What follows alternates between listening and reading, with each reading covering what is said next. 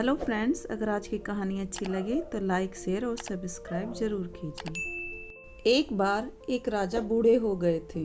वो अपने राज्य में एक उत्सव मनाना चाहते थे।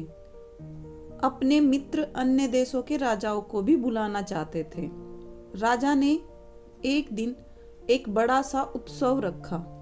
उस कार्यक्रम में जो उस राज्य की प्रसिद्ध नर्तकी थी उसको भी बुला लिया।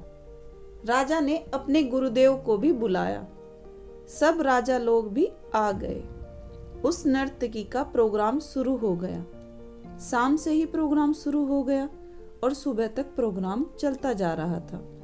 राजा ने अपने गुरुदेव को भी एक पोटली भर के स्वर्ण मुद्रा दी। वह नर्तकी को पुरस्कार दे सके। उस राज दरबार में राजा की बेटी भी थी, राजा का बेटा भी था। लगातार वह प्रोग्राम चल रहा था। तभी नर्तकी ने देखा जो तबला बजाने वाला है उसको हल्की सी नींद आने लगी है, और इसी बात पर नर्तकी ने एक दोहा पढ़ दिया। नर्तकी ने कहा, बहू बीती थोड़ी रही, बहू बीती थोड़ी रही, पल पल गई बिताए, एक पल के कारणे क्यों कलंक लगवाए। जैसे ही उस नर्तकी ने यह दोहा पढ़ा, तबले वाले की एकदम से नींद खुल गई। वह तबला ध्यान से बजाने लगा और इसके बाद तो कमाल ही हो गया। गुरुदेव ने सारी स्वर्ण मुद्राएं, पूरी पोटली नर्तकी को दे दी और बैठ गए। जो राजकुमारी थी उसने अपना 9 लखा हार नर्तकी को भेंट कर दिया और युवराज ने नर्तकी के सामने अपना मुकुट उतार कर रख दिया। राजा साहब चौंक गए। यह नर्तकी क्या कर रही है? एक दोहा पढ़ के हमारे यहाँ के लोगों को लूट रही है। राजा साहब ने प्रोग्राम रुकवा दिया। राजा कहने लगे, नर्तकी क्या कर रही हो? तुम्हारा प्रोग्राम तो इतना अच्छा भी नहीं है, फिर भी लोग तुम्हें इतने महंगे महंगे तोहफे दे रहे हैं। तुमने एक दोहे में सबको लूट लिया। राजा नर्तकी के लिए आदेश निकलवाने वाला ही था कि इसको बंदी बना लो। तभी गुरुदेव ने राजा से कहा, रुको रुको, इसकी कोई गलती नहीं है। इसके एक दोहे ने मेरी बुद्धि को सही ठिकाने पर ला दिया।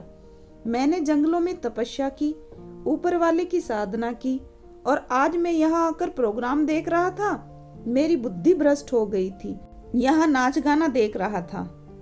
इसके एक दोहे ने मेरी बुद्धि को सही ठिकाने पर ला दिया है, इसलिए मैंने सारी स्वर्ण मुद्राएं इसके चरणों में रख दी। तभी राजा की बेटी कहने लगी, पिताजी, मेरी शादी की उम्र हो चली थी, लेकिन आप मेरा विवाह ही नहीं करवा रहे हैं। इसीलिए आज मैं आपके महावत के साथ भागने वाली थी। मेरी योजना थी, लेकिन इस नर्तकी के उस दोहे ने मेरी आंखें खोल दी।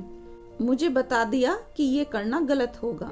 बहू बीती, बीत गया समय, थोड़ी रही, थोड़ा समय और बचा है, तो मैं क्या आप पर कलंक लगवाऊं?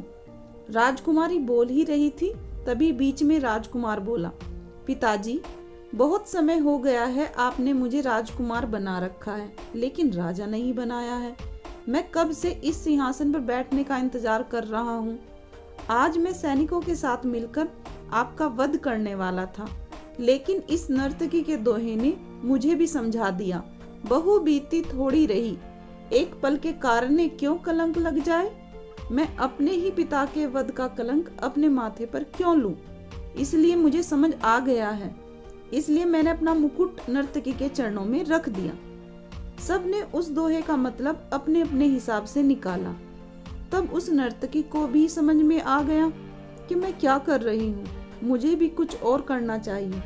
तब राजा को भी समझ में आ गया कि मैं क्या कर रहा हूँ। राजा ने संन्यास ले लिया और अपनी गद्दी अपने बेटे को सौंप दी। लड़की का विवाह करा दिया और जंगल में चले। यह दोहा हमें भी जीवन में धैर्य सिखाता है। बहू बीती थोड़ी रही, पल पल गई बिताए, आने वाला कल अच्छा होगा। अब तक आप धैर्य के साथ आगे बढ़े हैं, कहीं कोई गलती ना हो जाए। सब्र के साथ आगे बढ़िए, ऊपर वाला सब संभाल लेगा।